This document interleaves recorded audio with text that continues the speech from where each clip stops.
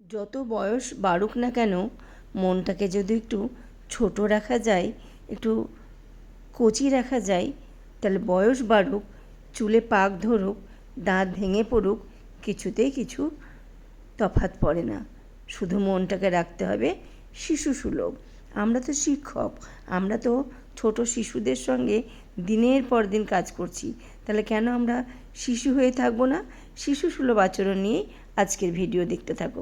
সেই ছোটোবেলাকার মতো যখন পিকনিক করতাম, মাটিতে, গাছের তলায়, খোলা আকাশের নিচে যত্রতত্র বসে সবাই মিলে, বন্ধুবান্ধব মিলে খাওয়া দাওয়া করতাম। সেটা কলেজেও হতে পারে, অন্য কোথাও ছিল। কিন্তু এখন সেই দিনগুলো আর ফিরে আসে না। যখন ফিরে আসে তখন কিন্তু আমরা এনজয় করতে ছাড়ি না।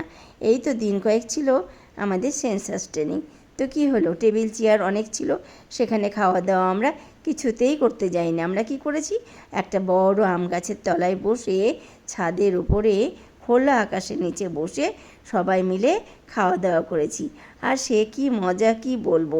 তোমাদের কার কার এমন মজা হয় জানিও কিন্তু।